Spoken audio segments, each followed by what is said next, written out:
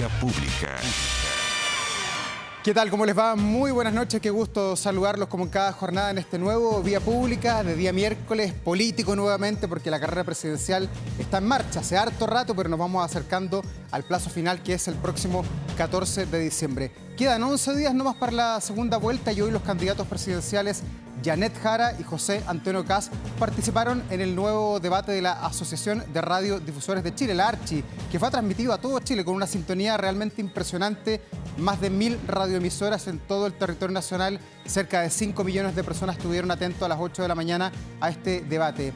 Ambos abanderados fueron consultados por varios temas, entre ellos, por ejemplo, algo que generó polémica entre los candidatos, la figura del asesor económico de Kast, Jorge Quirós, a quien el oficialismo acusa de haber defendido las colusiones de las farmacias y también haber participado en la colusión de los pollos. Hubo duros cruces respecto al estallido social, la gestión del gobierno del presidente Gabriel Boric, un eventual recorte fiscal en caso de llegar Kast a la moneda y también un posible indulto a condenados por violaciones a los derechos humanos. El próximo y último cara a cara entre Kast y Jara se va a realizar el martes 9 de diciembre en el último debate que va a ser organizado por Anatel y transmitido, por supuesto, por Canal 24 Horas y también Televisión Nacional de Chile. De allí nos vamos derecho al balotaje el próximo 14 de diciembre. Como siempre, temas interesantes a esta hora. Hoy estamos con una figura que fue muy cercana a los chilenos durante los últimos años, que sabe mucho de materias de seguridad y que ahora está vinculado a los municipios. Me refiero al ex general director de Carabineros, don Ricardo Yáñez, que nos acompaña esta noche. Bienvenido, Ricardo, gracias por estar acá. Gracias, Davor, por darme la oportunidad de poder compartir con usted algunos temas de relevancia. Bueno, lo vemos sin uniforme verde, sin la corbata verde tradicional. ¿En qué rol reaparece esta noche en Vía Pública el general Ricardo Yáñez? Bueno, me gustan esos los roles porque en realidad uno en la vida juega diferentes roles. Hoy, desde el retiro, asumiendo una condición particular de apoyo particularmente a la gestión de la Asociación Chilena de Municipalidades, la asociación donde se encuentran asociados la mayor cantidad de municipios a nivel nacional. De los 345 municipios, cerca de los 90% son asociados a esta asociación chilena.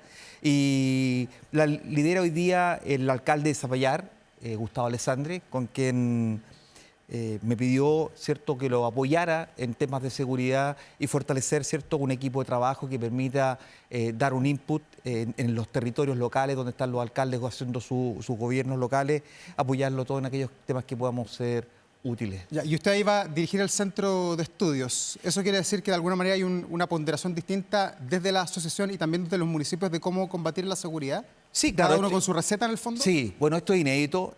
Por primera vez, ¿cierto?, desde el nivel central, desde la Asociación Chilena, se toma un protagonismo distinto con todos los municipios. Un porcentaje altísimo de municipios son municipios rurales, son municipios que tienen muy pocas capacidades en términos de contar con elementos que le permitan poder hacer análisis territoriales, poder gestionar la seguridad de manera mucho más eficiente y eficaz.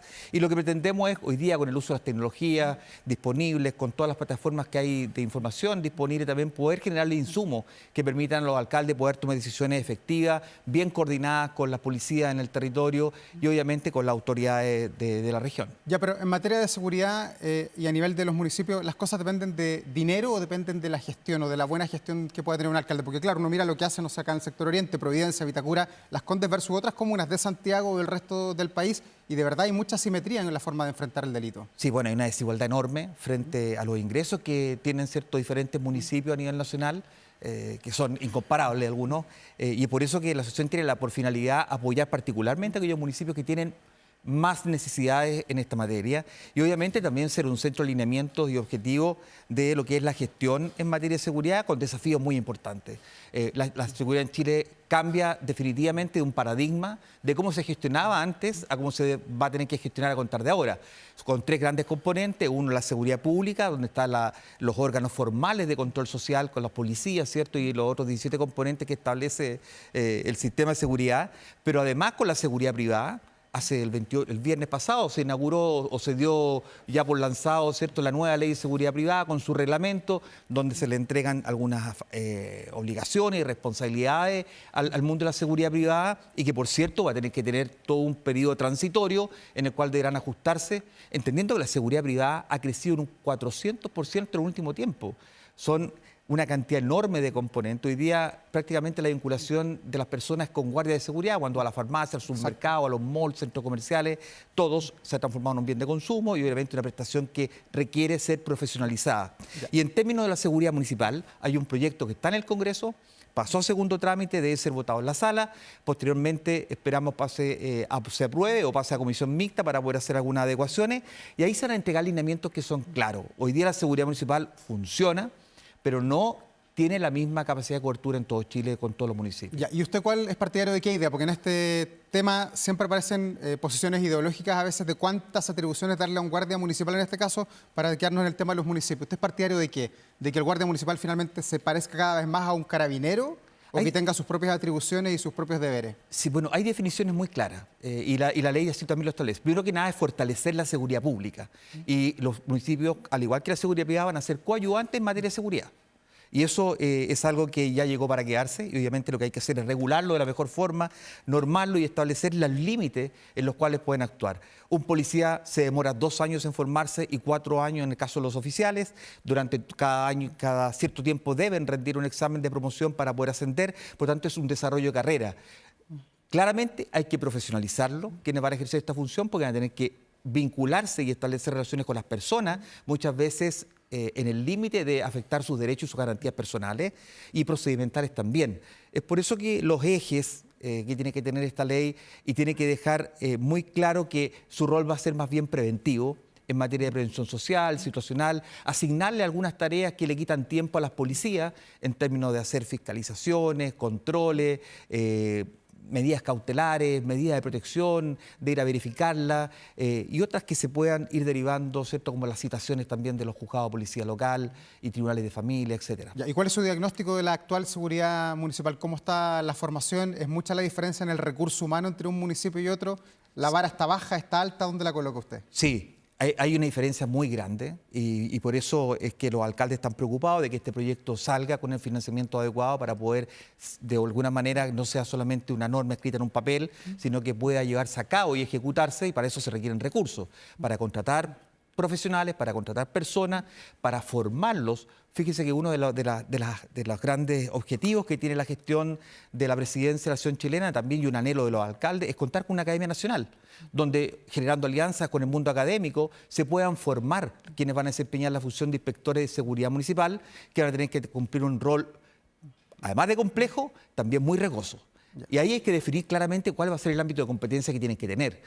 Habla la ley en su proyecto en su general que deberán coordinarse con las policías, que podrán asumir determinadas funciones, pero no son policías. Claramente no van a poder portar armas. Sí, yo estoy absolutamente de acuerdo que nadie que ejerza funciones de seguridad o de coadyuvante en materia de seguridad no tenga al menos elementos de protección, no tenga al menos elementos con cual defenderse o defender a una tercera persona. Ya, Ricardo, pero viendo la falta de carabineros que hay, que era un reclamo cuando usted estaba a cargo de Carabineros y probablemente es un reclamo también del general Araya el día de hoy, hay pocos carabineros para la gran cantidad de demandas que tiene nuestro país. En vez de pensar en una Academia Nacional de Inspectores Municipales, ¿no sería bueno rediscutir nuevamente la policía municipal que cada cierto tiempo aparece también sobre la mesa? No, las policías municipales claramente... ¿Usted no quiere una tercera fuerza? No. Ya. No. A ver, la historia ha dejado de manifiesto que cuando hubo policías municipales se prestaron para cualquier fin menos los que tenían que ser. Las policías son obedientes, no deliberantes, no militan en ningún partido político, no están sindicalizadas, trabajan 24/7 y no son propiedad de ningún sector. Por lo tanto, vincularlas a determinados... Sabemos que los municipios hoy día están, ¿cierto?, a cargo de determinadas autoridades que obedecen a un sector político y por lo tanto eso sería desvirtuar la función. Hoy día la diferencia que existe entre los ingresos que tienen determinados municipios versus los otros es lo que genera la discusión. Tenemos que llegar con igualdad de condiciones al municipio más pequeño y compararlo con el municipio que tiene mayor cantidad de recursos para poder implementar medidas. Hoy día prácticamente no existen municipalidades que no tengan cámara, pero hay que dotarlos también de recursos humanos. Ya, pero usted es partidario de que los inspectores municipales, los que hay ahora y los que probablemente se van a formar con esta profesionalización que quieren darle al sistema con esta Academia Nacional de Formación, es que siempre ellos operen bajo el tutelaje de un carabinero vestido de verde, vestido como carabinero, que es lo que pasa hoy día, que los inspectores andan con un carabinero, andan en patrullas mixtas. Sí. ¿Ese sistema es el que se tiene que quedar ¿O hay que darle más atribuciones a los inspectores municipales Yo creo que para hay que ellos puedan regular, detener eventualmente a alguien sí, también? yo creo que hay que regular de mejor forma el campo de acción de donde van a tener que operar los funcionarios, los inspectores de seguridad municipal, que dicho de paso es una figura distinta al inspector municipal, que sí tiene facultades por ley de fiscalización y control, de las patentes de renta, de alcohol, etcétera. Este funcionario deberán asignársele tareas claras, precisas, de tal manera de que no traspase ese límite y se vea envuelto en una situación, por ejemplo, de vulnerar un sitio del suceso, de alterar una evidencia que después puede ser declarada nula por un tribunal y que posteriormente deje en impunidad un delito. Ese trabajo de coordinación con la policía es clave. Y yo creo que pueden hacer un aporte muy, muy relevante. O sea, hay funciones hoy día, como por ejemplo estar aislando perímetros en tránsito, que perfectamente lo puede hacer la seguridad municipal. Y por lo tanto es ahí donde tenemos que ir centrando dónde están las prioridades, dónde están y dónde tenemos que poner los recursos que son escasos y limitados en materia de seguridad y donde la prevención prácticamente es casi nula. Hoy día hay muy poca capacidad de prevención, puesto que las demandas en procedimientos policiales, del trabajo en el Ministerio Público, se hace extremadamente largo.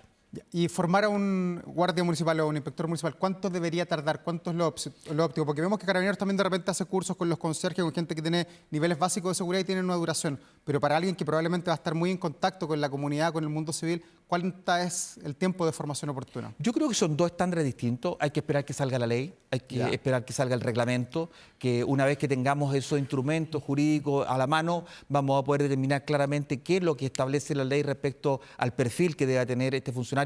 Claramente debe ser muy distinto al de seguridad privada, porque obviamente la vinculación que va a tener él es derechamente con la seguridad pública. Hoy día el funcionario de seguridad privada está en un espacio determinado que es público-privado, pero el funcionario del inspector municipal, de seguridad municipal, va a trabajar en la vía pública, va a trabajar en espacios públicos y se va a relacionar con las personas frente a situaciones que puedan ser ilícitos, delitos, faltas, incivilidades, etcétera. Bueno, todo esto es un gran tema a cargo ahora de los municipios, con usted a la cabeza de este Centro de Estudio y Gestión Estratégica de Seguridad Municipal, que entiendo organiza esta semana un primer seminario ya que se denomina Territorio y Orden Público, Liderazgo Local ante la Seguridad.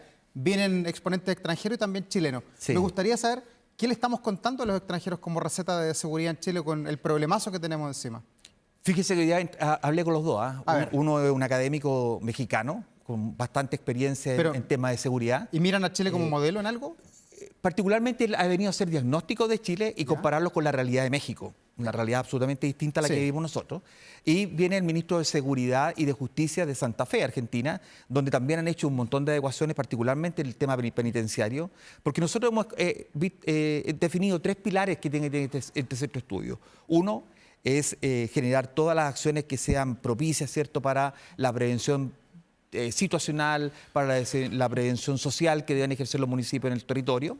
Un segundo tiene que ver con el apoyo a la persecución penal desde el punto de vista que los municipios tienen instalado hoy día cámaras de televigilancia, pórticos de lectores de patentes, hacen control y fiscalización en conjunto con los patrullajes mixtos con Carabineros, tienen información residual que recogen desde las juntas de vecinos, los centros deportivos, etcétera, que puede ser útil, bien canalizado y con un buen protocolo establecido entre el Ministerio Público, Carabineros y los municipios que aporte la persecución penal. Y el tercero, que yo creo que es clave y que nadie habla de ello, es de la reinserción social. Hoy día tenemos que preocuparnos de qué pasa. Tenemos cada vez más personas privadas de libertad, ¿cierto? ¿Y qué pasa con ellos una vez que terminan de cumplir sus condenas? ¿Qué ocurre? ¿Van a seguir continuando en la cadena delictual o le vamos a dar una oportunidad para que puedan de alguna manera rehacer su vida, ¿cierto? Y para eso tiene que haber un compromiso absoluto del Estado. ¿Y qué modelo estamos mirando? ¿Dónde hay buenos ejemplos para el combate en materia de seguridad? Usted me imagino que conoció muchos como general director de Carabineros. Hoy día hay que mirar a Europa, a Estados Unidos. Aquí algunos sueñan con mirar a El Salvador de Bukele. ¿Dónde hay que poner la mirada viendo la realidad de Chile también? No, Davor, yo creo que uno tiene que ser muy responsable en estos temas. Efectivamente, tuve la posibilidad de interactuar con muchas policías, tanto de Europa como de otras partes del mundo, muchas de ellas muy desarrolladas, muy connotadas, muy reconocidas, pero en definitiva las culturas también son distintas de los países, las normativas también son diferentes y claramente los modelos no son completamente replicables. Sí hay buenas prácticas, hay buena idea. La seguridad municipal hoy día está avanzando en España, por ejemplo, en Europa. Hay otros modelos como en Estados Unidos. Hay modelos que se han ido implementando y que son de colaboración o coayuda en materia de seguridad pública. Yo creo que tenemos que buscar una mixtura que esté bien complementada con la realidad nuestra, con nuestra propia cultura, idiosincrasia, con nuestras propias instituciones formales que tiene hoy día el Estado, de tal manera que el gran desafío que tiene la nueva autoridad va a ser la nueva gobernanza. Va a tener que interactuar con estos grandes componentes que te hablaba anteriormente, ¿cierto? La seguridad pública, la privada y lo municipal, y ser capaces de coordinarlo. Fíjate que lo que no fuimos capaces de hacerlo en forma voluntaria, porque aquí hay que dejar de lado los egos, hay que dejar de lado los protagonismos, hay que más bien centrarse en un objetivo común, de ser capaces de ser colaborativamente e integradamente trabajando con una visión de futuro y sistémica. Y el Ministerio de Seguridad tiene que jugar ese rol, de integrar a todos los entes que son responsables, de tal manera de que tengamos una comunicación integrada absolutamente. No puede ser que alguien salga de la cárcel y que tenga una medida una cautelar, ¿cierto? Que no pueda salir del país, salga por un paso control fronterizo porque no teníamos una conexión integrada para ello, para que tuvieran la información instantánea. ¿Cuánto de las cosas que faltan en materia de seguridad en el respaldo a Carabineros pasa por el tema legislativo? Usted, cuando era general director en algún minuto, después de la muerte de Alex Salazar ahí en el sur de Chile, que fue atropellado, dijo ya basta, y le llamaron la atención, tuvo que ir a La Moneda. ¿Mejoró algo en aquella oportunidad el combate con la ley Naín Retamal? Sí, por supuesto. ¿Alcanza con eso para proteger bien a los carabineros? ¿Hoy día faltan más leyes en nuestro país? No, no es suficiente.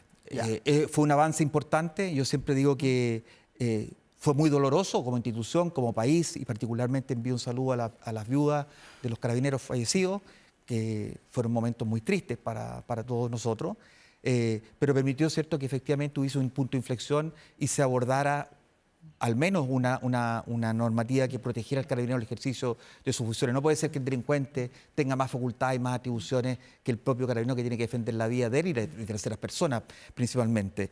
Yo creo que falta. Necesitamos urgente una ley de inteligencia. No puede ser que el crimen organizado esté instalando hoy día, y mientras discutimos en el Congreso por tanto tiempo, una ley de inteligencia. No puede ser que la corrupción hoy día esté, ¿cierto?, todos los días enterándonos de situaciones de corrupción en todas las instituciones, permeando absolutamente el Estado, y no tengamos cómo hacer contrainteligencia para evitar que eso ocurra o mitigar al menos el impacto que eso tiene.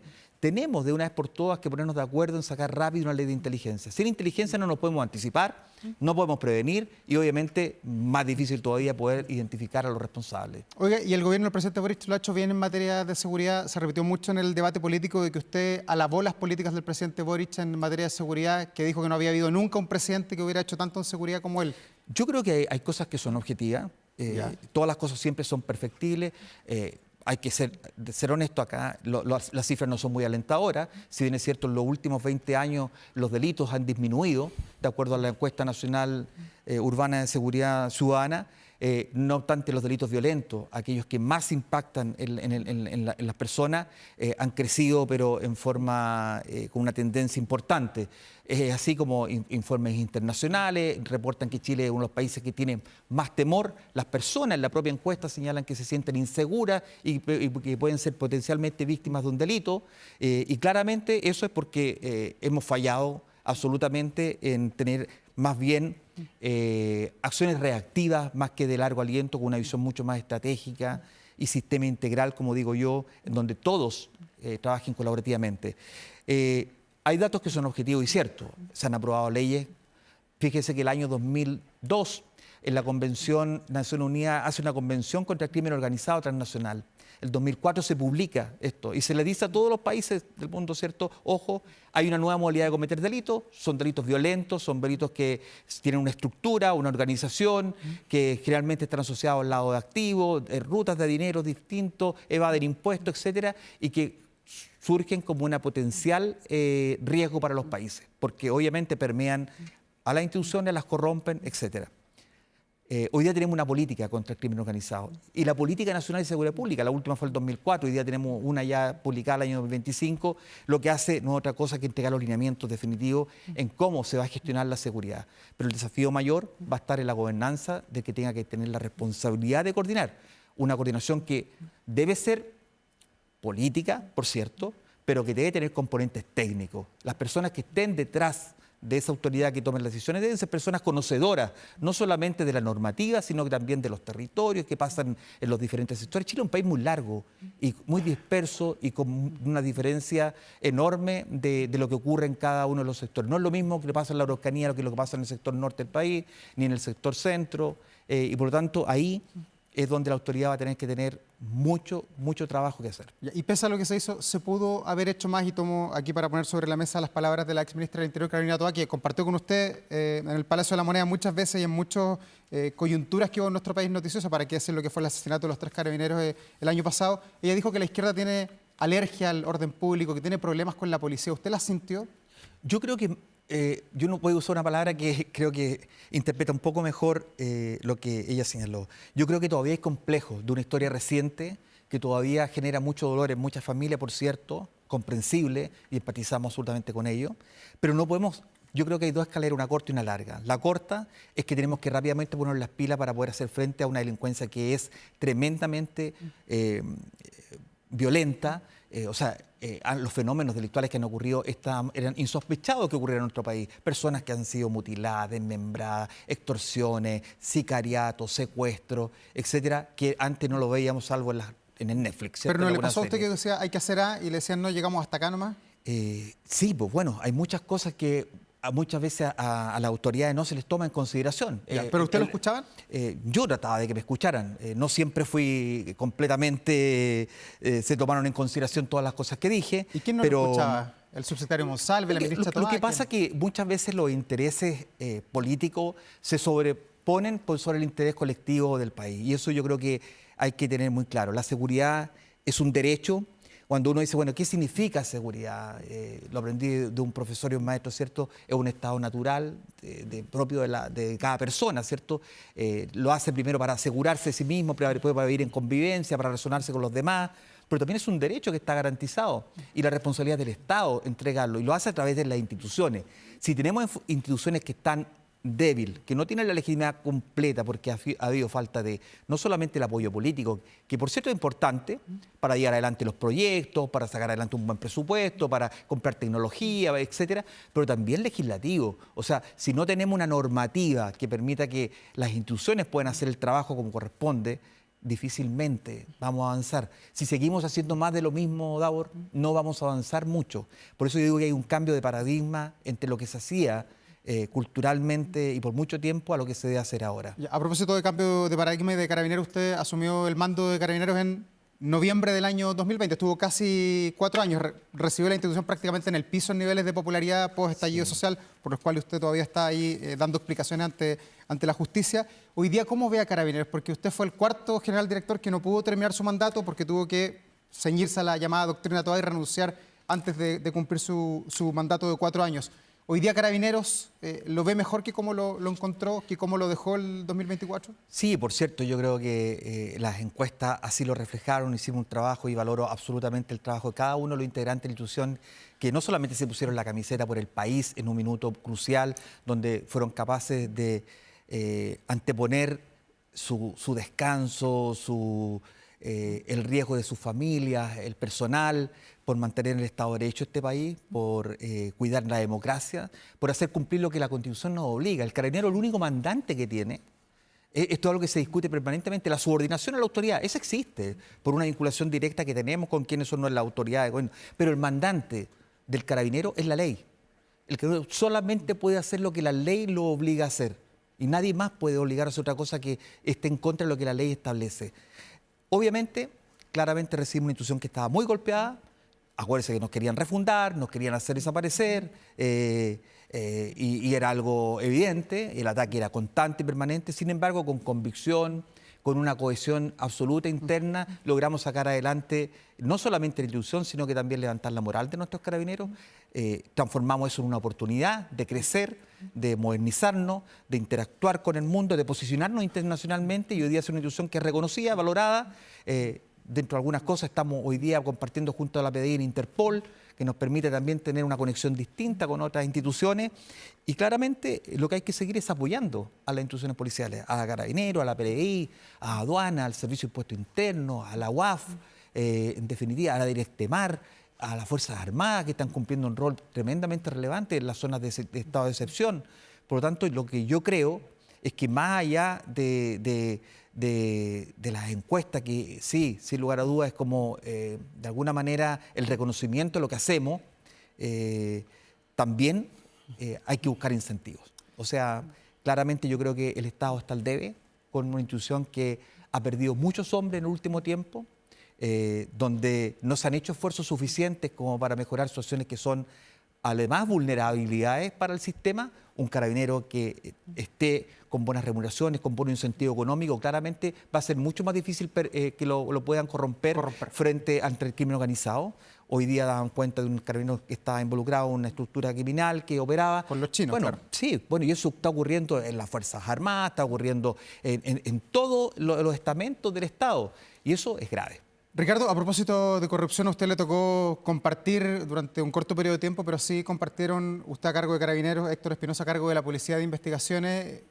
¿Qué le pasó cuando lo ve a él dando explicaciones ante la justicia, esposado, hoy día ya no con el chaleco de imputado, condenado, purgando una pena de 17 años de cárcel? ¿Cuánto le afecta eso a usted, que me imagino que lo conoció personalmente, y también al país en la persecución del delito?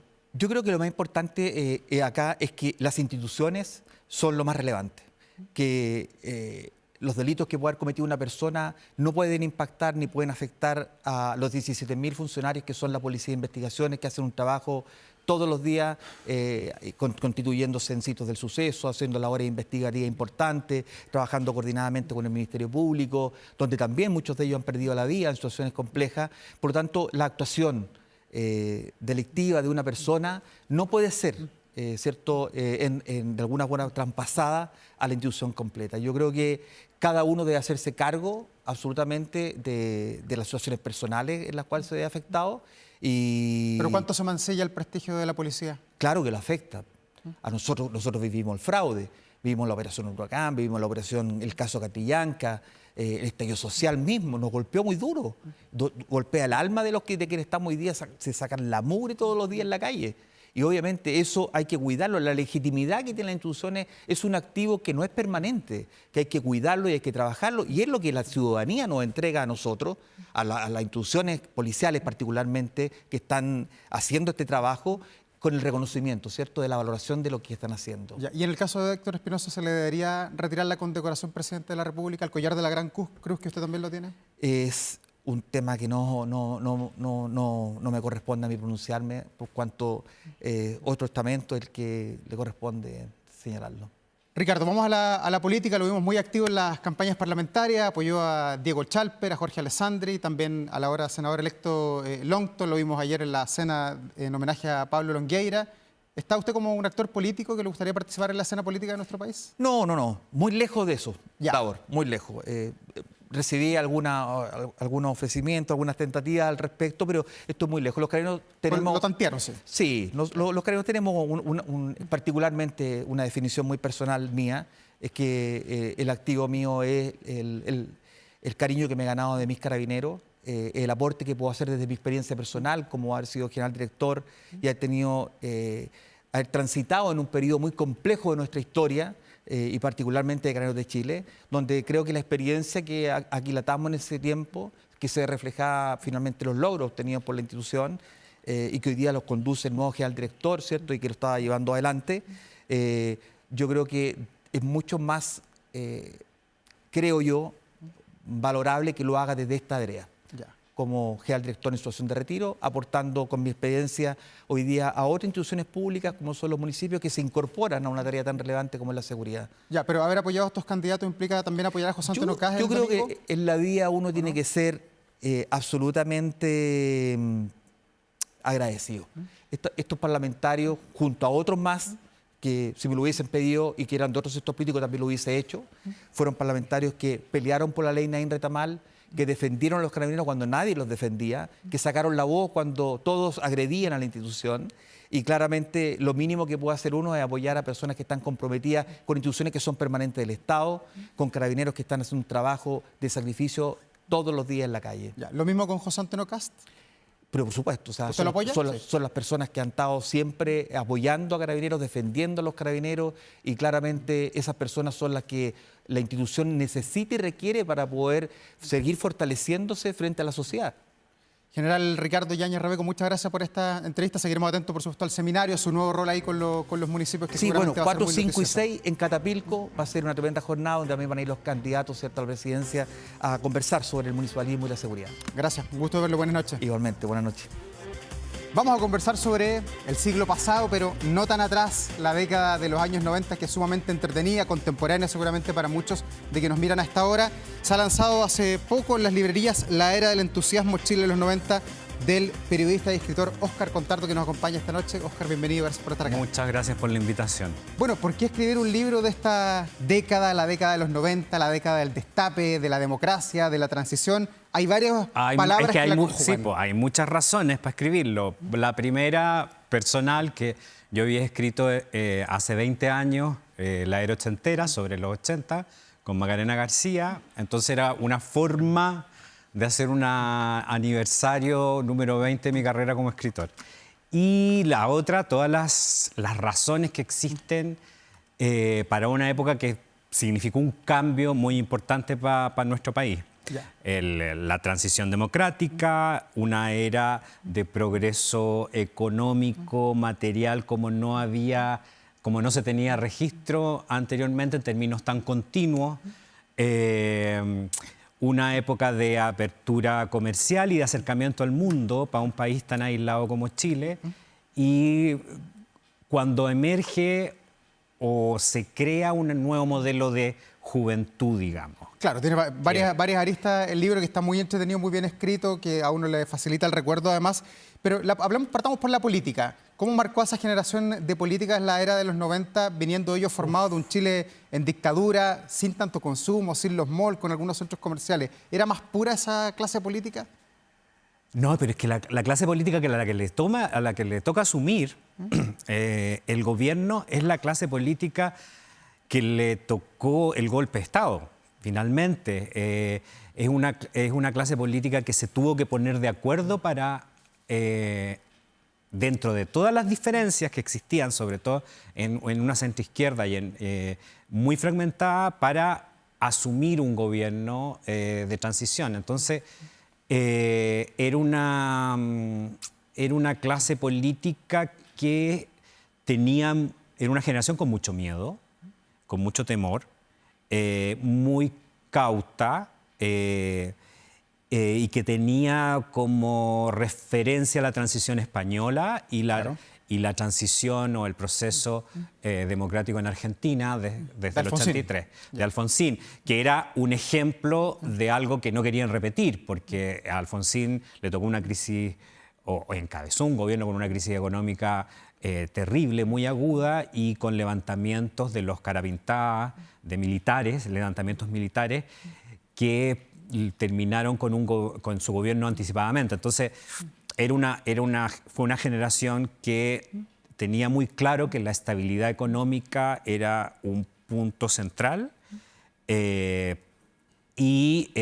que tenían además muy claro que ellos no tenían todo el poder, que era una democracia llena de amarres y de alguaciles. Y desde ese punto de vista, Óscar, ¿qué impacto tuvo ese miedo? Sobre todo, pienso en el periodo de 90-95, para que dividamos la década, donde los chilenos vivían con miedo, a pesar de que estábamos en democracia. Pinochet estaba vivo, tuvimos el boinazo, que tú lo repasas acá, el ejercicio de enlace, actos de terrorismo, el grupo Lautaro, para qué decir el asesinato de Jaime Guzmán. ¿Cómo impactó eso y cómo pudo eventualmente haber derrumbado la década? Eso era a lo que se tuvo que enfrentar particularmente el gobierno del presidente Elwin, que eran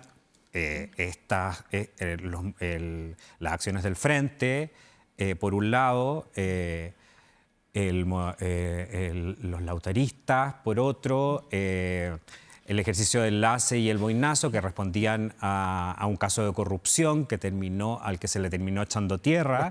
Los pinocheques, que no se le llamaba corrupción en esa época.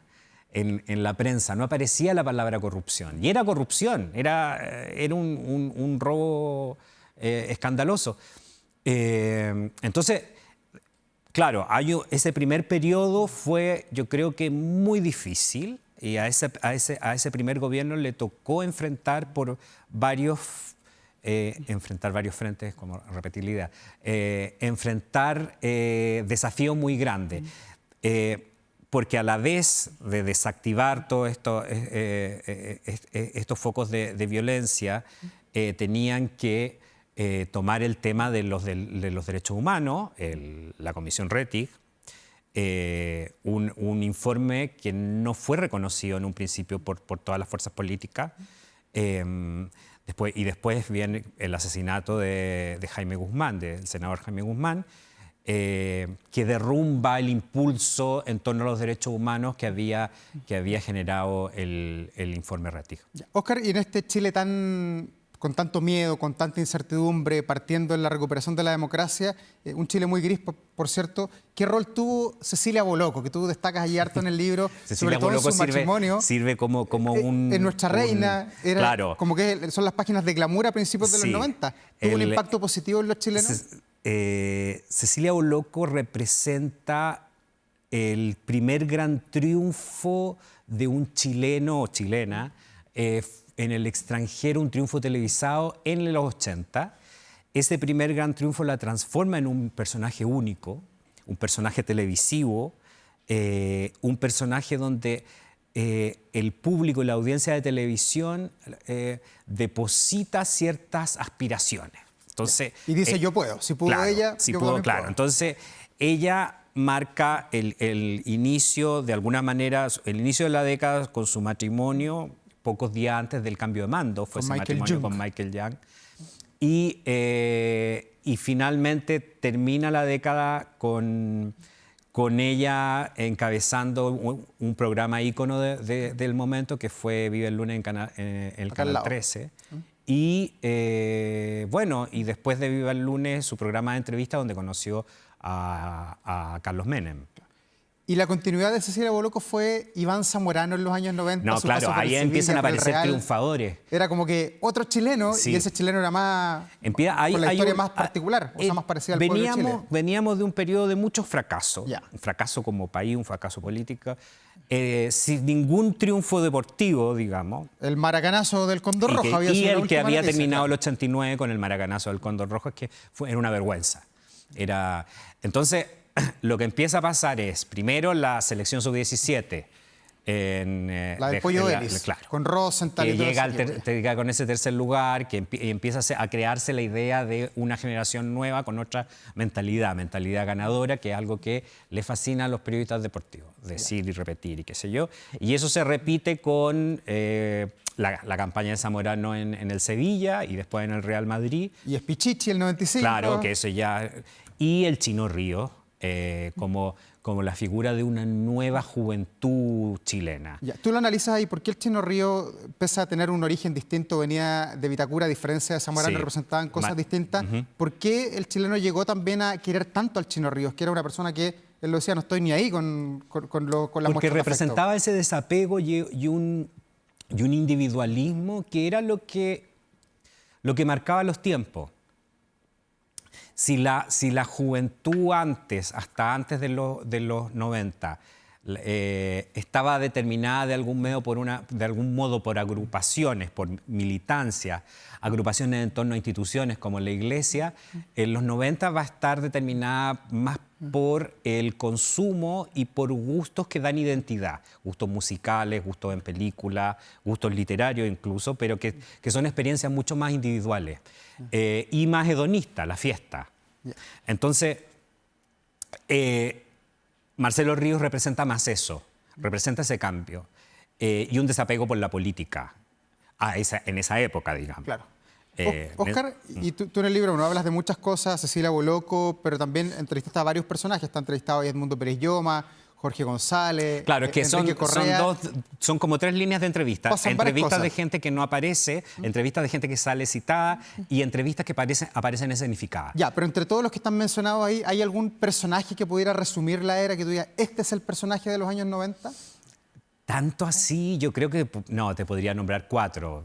O sea, Enrique Correa, yo creo que en Zamorano. Televisión, bueno, en deporte, Zamorano, y lo que provocó con la campaña del Real Madrid en Chile.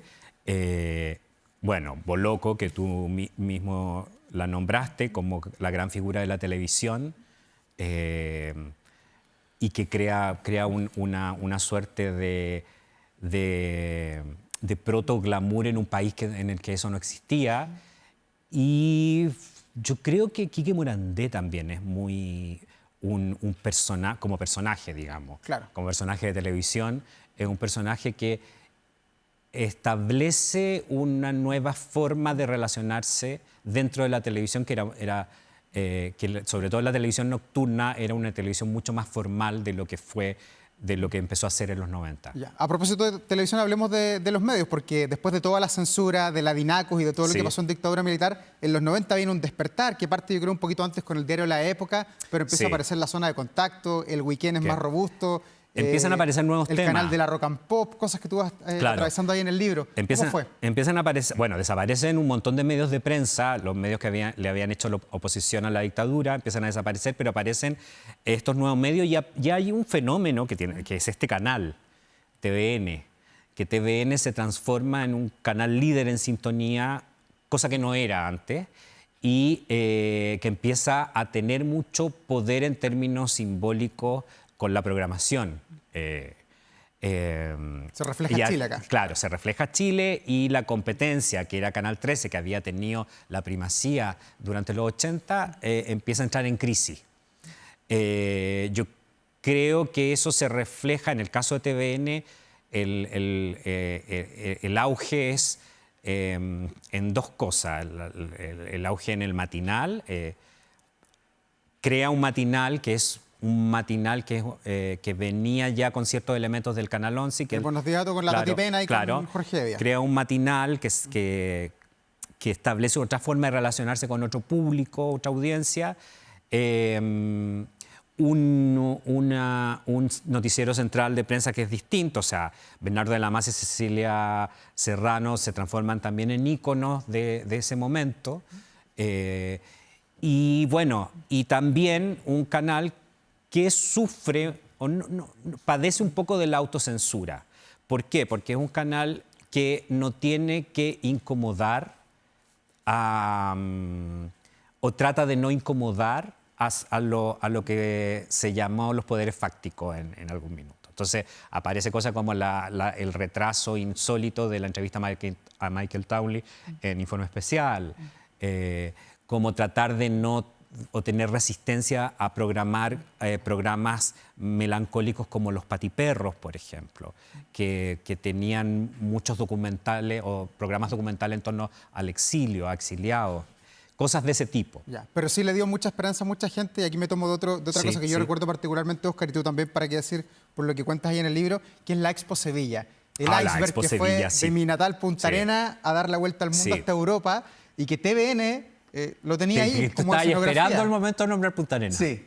Ya. Estaba como escenografía. Estaba como escenografía de Cecilia Serrano. De Cecilia Serrano, la pobre, que se agarró una gripe por tener que transmitir de ahí como a las 3 de la mañana en vivo. Bueno, sí. La Expo Sevilla era España mostrándose al mundo. Y Chile llevaba también, como en ese espejeo de la transición española, su propia idea de país moderno, que estaba simbolizada en este iceberg, recogido en la Antártica y que desde Punta Arenas llega a Sevilla en primavera sevillana, y el desafío era que pasara el verano sevillano, que es el verano más caluroso de Europa. El iceberg empezó a derretirse desde el día 1, de eso nos supimos nosotros. Pero se transformó en la gran atracción de toda la feria, fue un exitazo de público. Aquí hubo mucha crítica sobre eso porque por la representación que tenía el iceberg, un país sin memoria, un país blanco que quería separarse de América Latina, que eso indicar que no éramos un país caluroso ni tropical. Que éramos más nórdicos. Claro, que éramos fríos, como Punta Arenas. Ya. Lindo recuerdo. Óscar, y lo otro, temas de consumo. Tú hablas ahí de lo que significó el impacto de la llegada del McDonald's por primera vez a Chile, que la gente hacía cola por comerse una hamburguesa aunque sea fría, y llevarse esas papas en la cajita porque roja. el McDonald's llega primero, importante? Claro, porque las franquicias norteamericanas, las franquicias americanas eran un símbolo también de acercarse al mundo, y un país leño como Chile valora esos símbolos y los valoraba mucho en ese momento. Entonces llega primero McDonald's a Las Condes, y ahí por un breve momento fue como un símbolo de estatus ir al McDonald's, que McDonald's, comida rápida, no en ninguna parte es un símbolo de estatus. Y después, cuando ya se masifica y empiezan a llegar una serie de franquicias de todo tipo, los chilenos nos acostumbramos a ese modo de vida, que es el modo de la fast food y de los patios de comida, y a un modo que vino reforzado por los malls y por la llegada de esos grandes centros comerciales a los sectores de ingresos medios, que hasta esos años los grandes centros comerciales estaban en el sector nororiente, en los sectores de más ingresos de Santiago. Entonces, los malls a partir del 90 llegan a la Florida, después a Maipú, a provincia, y eso viene acompañado de un estilo de vida que incluye las franquicias de estas marcas norteamericanas que nosotros veíamos por la televisión solamente hasta esa época. Óscar, estamos conversando de tu libro que está recién salido de la era del entusiasmo, Chile en los 90, justo en la semana en que está terminando la Feria Internacional del Libro, que terminó la FILSA. Sí. Tú has sido muy crítico y también muchos escritores han sido críticos de la FILSA. ¿Por qué cayó en la irrelevancia la Feria Internacional del Libro de Santiago? Cayó en la irrelevancia, bueno, desde 2016, que es largo de explicar, pero hubo una discusión y una fragmentación de la Cámara Chilena del Libro. Se van de la Cámara Chilena del Libro las grandes editoriales. Quedan solamente algunos gremios que mantienen la marca Feria Internacional del Libro de Santiago. Las ferias internacionales del libro de Buenos Aires o de Guadalajara en México, de Bogotá en Colombia, son grandes focos culturales. La FILSA en Santiago había logrado marcar un calendario de actividad cultural. Bueno, esto con el quiebre dentro de la Cámara chilena se pierde. Este gobierno pudo haber tenido una mayor relevancia en términos culturales, logrando o empujando a que todos esos gremios volvieran a unificarse y a ofrecer una feria internacional del Libro de Santiago a la altura de las expectativas y a la altura del país, del desarrollo que vivimos. Eso no se logró, para eso no se necesitaban votos de la derecha, para eso se necesitaba liderazgo, se necesitaba voluntad, esa voluntad no se tuvo, ese liderazgo no se tuvo, esa gestión no se tuvo. ¿Y hay que falla el Ministerio de las Culturas quizás como el gran aglutinador? Sí, la voluntad del gobierno, porque el gobierno del 2023, yo estuve en esa reunión en La Moneda en abril de 2023 con el ministro de Cultura, Jaime de Aguirre, prometió un impulso de la Feria Internacional del Libro de Santiago. Esa promesa no se cumplió. Ya, y mientras no estén los grandes como Planeta, Penguin Random House... Es muy difícil que funcione, porque necesita visibilidad internacional, necesitamos que los autores chilenos tengan visibilidad internacional y que vengan autores de renombre internacional a Chile y que la feria y que Santiago se transforme en una capital cultural y literaria. Óscar Contardo, muchas gracias por estar en Vía Pública. Mucho éxito además con tu libro La Era del Entusiasmo Chile en los 90. Está Muchísimas de verdad gracias entretenido. No leí el de los 80 porque mi década es esta, la de los 90. Que tú eres muy joven, muy esta joven. Es la mía, la de los 90. Después vendrá la del 2000, un par de años más. Y así. Gracias, Óscar. Gracias a ti. Chao. Buenas noches. Y nosotros vamos a la pausa. Enseguida estamos de regreso aquí en Vía Pública, en Canal 24 Horas.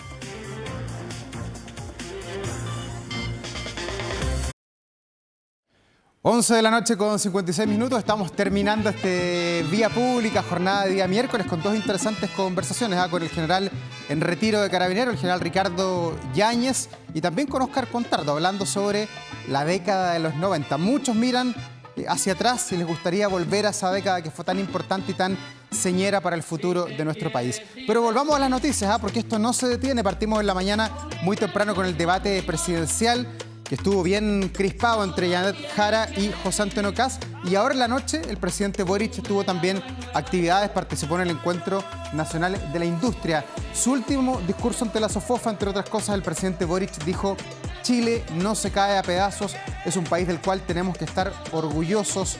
Allí realizó su último discurso con los empresarios de nuestro país, donde también hizo un balance ya en las postrimerías de su gobierno, cuando queda muy poco para que entregue la banda presidencial y la piocha O'Higgins. ¿A quién?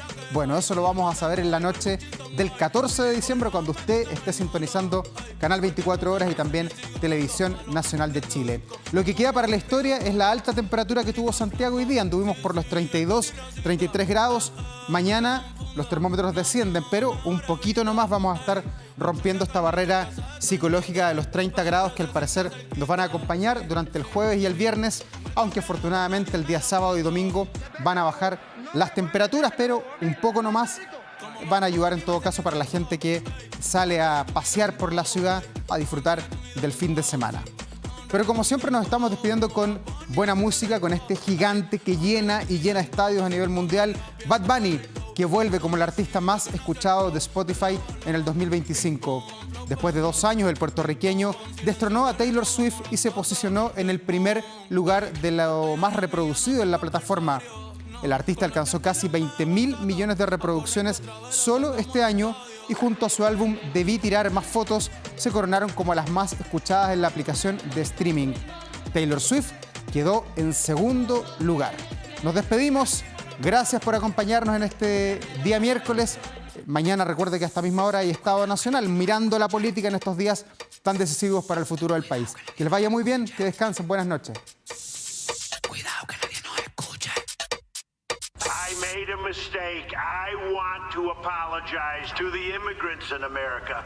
I'm in the United States. I know America is the whole continent. I want to say that this country is nothing without the immigrants. This country is nothing without Mexicans, Dominicans, Puerto Ricans, Colombians.